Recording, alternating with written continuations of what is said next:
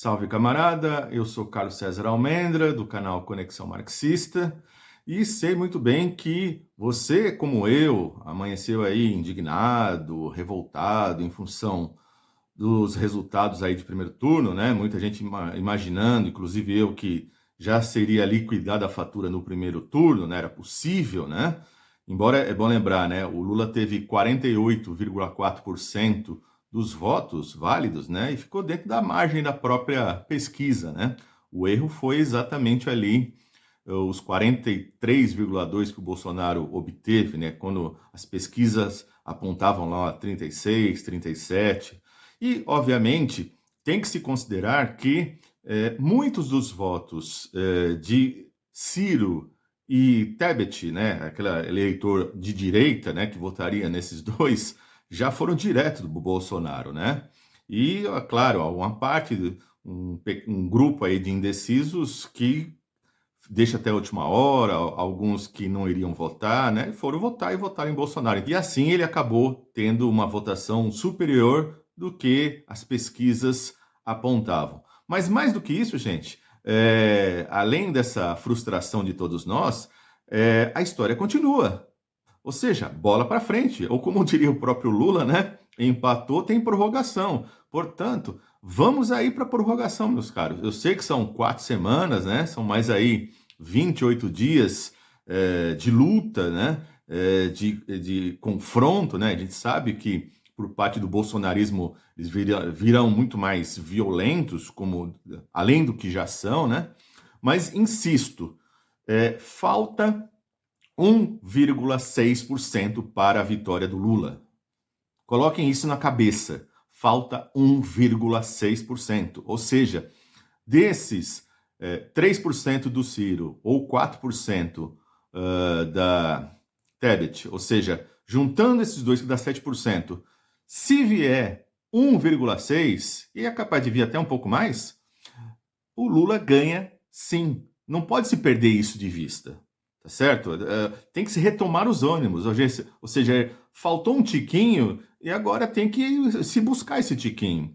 Horas, é bom lembrar que diante do quadro que nós temos aqui, você tem que, de qualquer maneira, próximo aí dos seus próximos, aqueles que não foram votar, aqueles que anularam o voto ou que votaram na Tebet, no Ciro, tem que conversar com essas pessoas, né, para ver se vota no segundo turno, né? Deixar muito claro a diferença, ou mesmo aqueles que anotaram, né?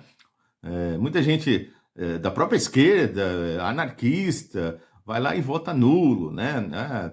Ai, governo, sou contra, ou então, isso não. Aquele cara de esquerda que diz, né?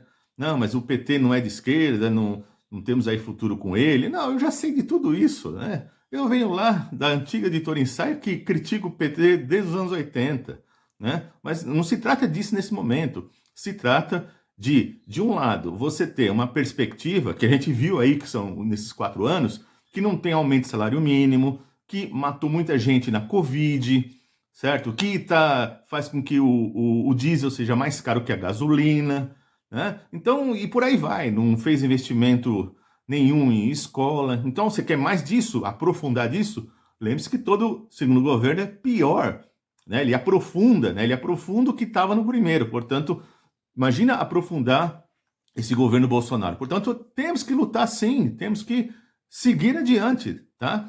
Eu quero que você pense de uma forma diferente, ou seja, claro que hoje amanheceu os bolsonaristas todos radiantes, mas pense friamente, né?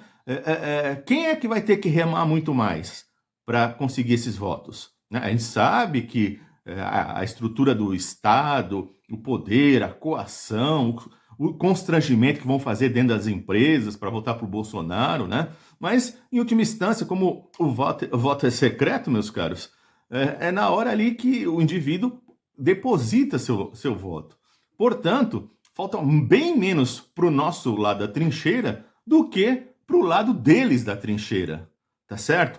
Portanto, é isso que nos interessa, tá? Portanto, temos que retomar aí o ânimo, não adianta ficar aí baixo astral, não, né? Aliás, até pelo canal se chamar conexão marxista, os marxistas clássicos passaram por situações que a gente nem imagina. Vou dar exemplos rápidos aqui, né? Sabe, o Lenin perdeu lá com seus camaradas em 1905, né? Morreu muita gente, né? Tanto é o próprio Lenin foge do país e depois veio em 1917. O Trotsky, né, organizou um trem aí depois da Revolução 17, percorreu a Rússia toda com gente de rifle no ombro, né? E o Gramsci que escreveu na cadeia. Então esses caras passaram por coisas que a gente nem imagina e nunca arrefeceram, tá? Nunca arrefeceram.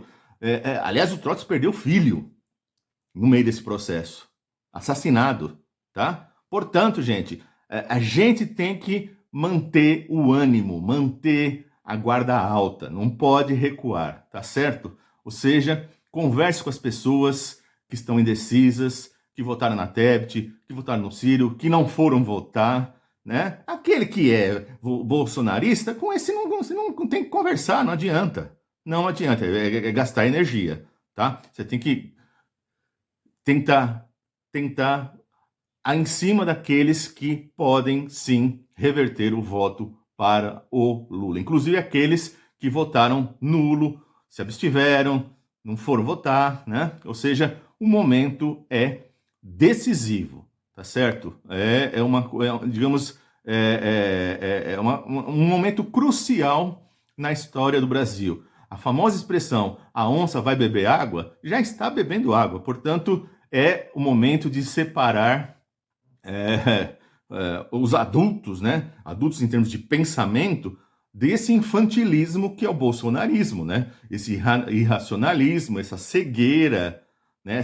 Essa alienação política radical, tá certo? E, claro, todo mundo ficou revoltado aí porque ele elegeu Damares, Moro, Pazuello. Gente, a máquina do Estado é muito forte. A gente agora fica muito claro para onde foi essa dinheirama do orçamento secreto, né? Ou seja, e lembre-se, há 2 anos atrás, quando teve as eleições municipais, onde o Bolsonaro, todo mundo que ele apoiou, perdeu, mas tem que se entender que eleição municipal é diferente da eleição federal. Na eleição municipal se elege os caciques regionais, né? Que depois no governo estadual isso se reflete. Pode ver que, de novo, né, se reflete as famílias tradicionais, como a família Barbalho, a família Caiado, né? E assim, até no próprio Nordeste, né, as famílias regionais, embora depois para presidente votam para o Lula, mas para governador votam naquelas famílias tradicionais, tá certo? Portanto, não tem que se espantar com isso. Então, comente, passe para frente e a gente aí se vê no próximo vídeo.